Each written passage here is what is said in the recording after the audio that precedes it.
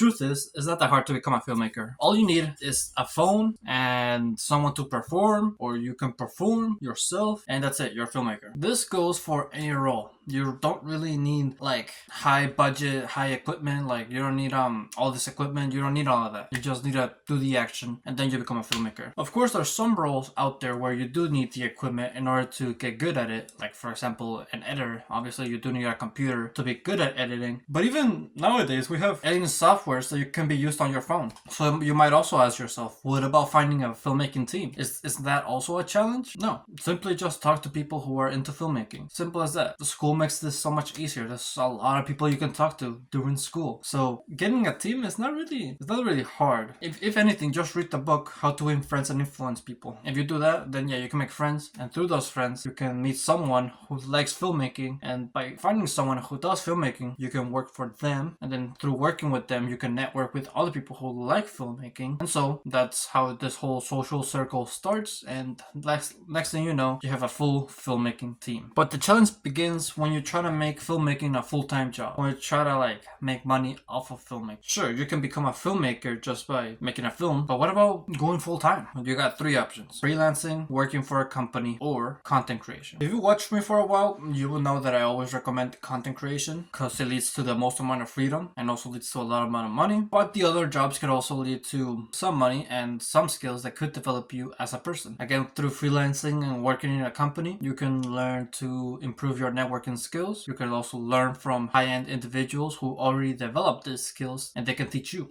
Most of the time, however, these jobs are probably going to be paying like around 30k to 90k per year. These are stats that I pulled from Indeed, so don't take my word too much for it. I know this is from Las Vegas, by the way. I know there's a lot of places in the world, cities out there that pay either more or less based on the city that you're on. Depends on how big filmmaking is where you live. And also the chances of getting hired depend on your experience. This is another challenge when trying to become a filmmaker, is the fact that people will not hire you or work with you unless you have some experience. This basically mostly is the case when it comes to work outside of school. Students, like if you're in college, people are probably gonna want to work with you because they'll take any work that they can get. Like anyone that helps, they'll take. I mean, I do that. If anybody wants to help me, it doesn't matter their skills or anything, I'll work with them. I need any help that I can get. But when it comes to work outside of school, when it comes to actually earning money, people will not hire you if you have like a bad portfolio or no experience at all. Obviously, you could make films by yourself with your own team, and that could build up your own portfolio. But during film school, you're forced to build your portfolio. You're forced to work with others. You're forced to make films. And also, having a film degree kind of gives you like leverage, gives you like certain status. They know that you put in the work. It's just known and seen. Like most people value people who go to college.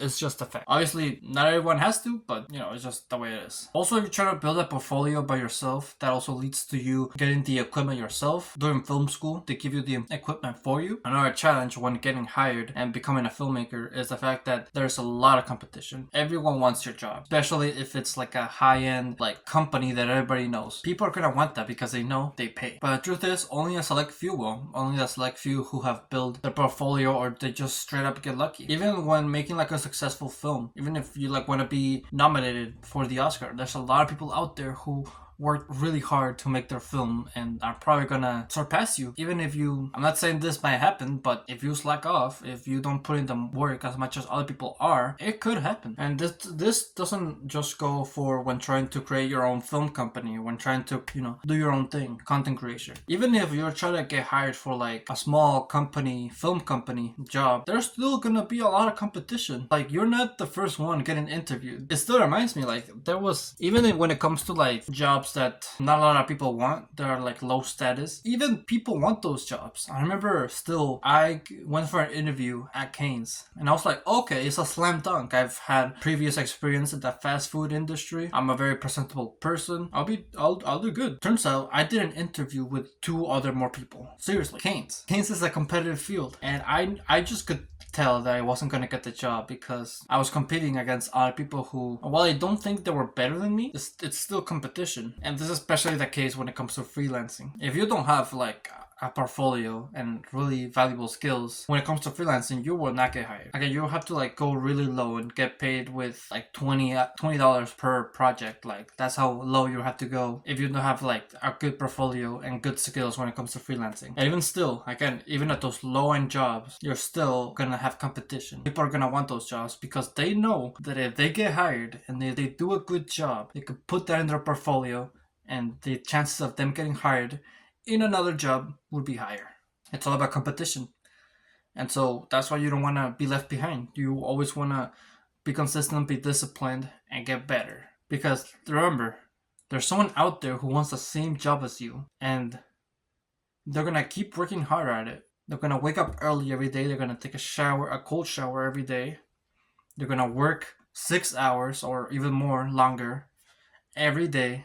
If you don't do the same, you're not going to get there. You have to work as hard as these people that want it really bad. Because if you don't, they will succeed and you won't. This goes for any job out there. So always keep it in mind. There's someone out there with the same goal as you. I have the same goal as you. And I'm gonna get that job. You're not gonna get that job. I'm gonna be the best filmmaker.